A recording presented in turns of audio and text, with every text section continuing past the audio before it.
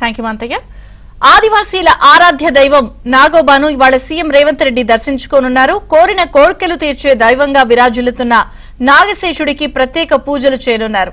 సీఎంగా బాధ్యతలు స్వీకరించిన తర్వాత తొలి పర్యటనకు ఆదిలాబాద్ జిల్లాను ఎంచుకున్న సీఎం ముందుగా కేస్లాపూర్లోని నాగోబా ఆలయాన్ని సందర్శించనున్నారు.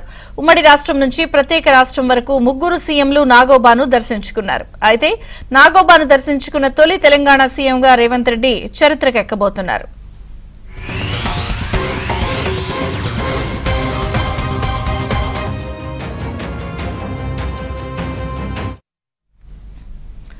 పుష్యమాసం అమావాస్య అర్ధరాత్రి వేళ గంగా జలాభిషేకంతో ప్రారంభమయ్యే నాగోబా జాతర ఆదివాసీల అతిపెద్ద పండుగ.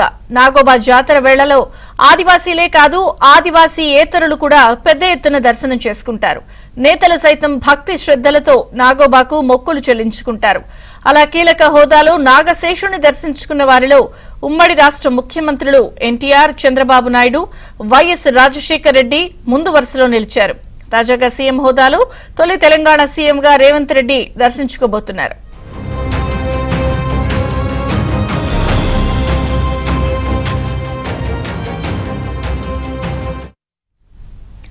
సీఎం తొలి పర్యటన కావడం, మరో తెలంగాణ పునర్నిర్మాణం పేరిట భారీ బహిరంగ సభ నిర్వహించుతూ ఉండటంతో అధికారులు, ప్రజాప్రతినిధులు భారీ ఏర్పాట్లు చేస్తున్నారు.